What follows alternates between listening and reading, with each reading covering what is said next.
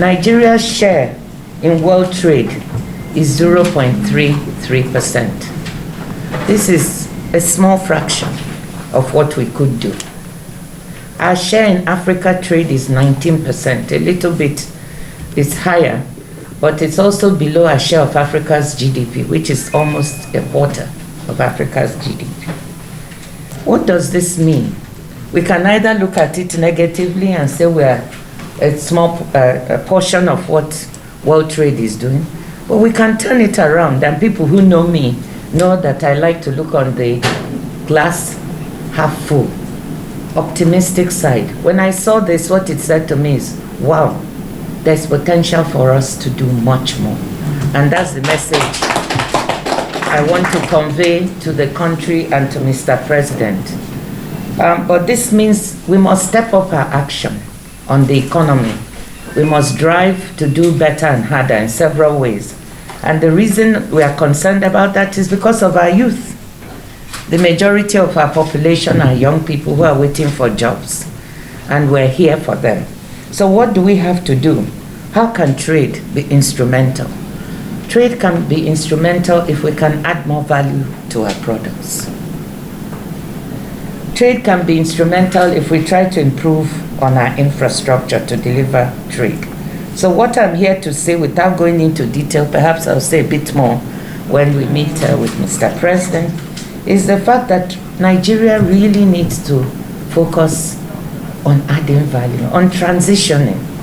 We are an oil and gas-based economy, and that has sustained us for some time, and still will, maybe for a couple of decades more.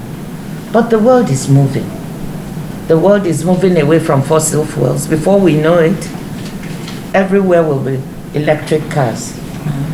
So not only because of trade, but it's existential for us as a country that we need to begin to think, what do we have? And we have good news, because in agriculture, we have a lot we can do. There's even an example, which I know I'm going to be quoting it everywhere, of how we just helped a cooperative of mainly women to process shea butter.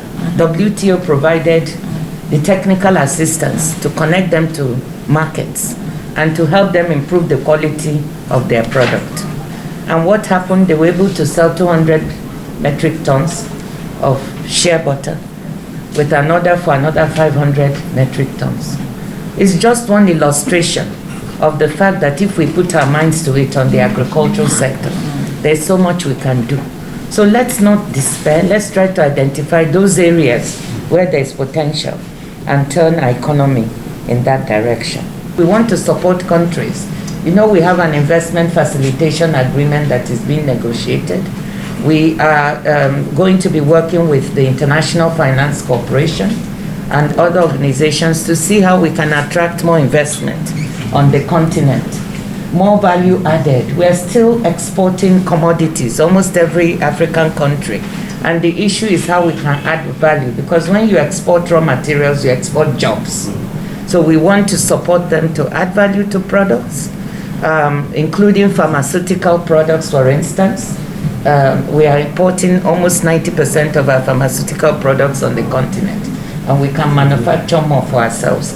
So that's the key, how we will support the continent to add more value, then trade with each other more, and then trade with the outside more. Now, Africa's share of external trade is about 3% and has been stagnant for some time. So we have to push to increase that. That's what will increase incomes, living standards, and jobs.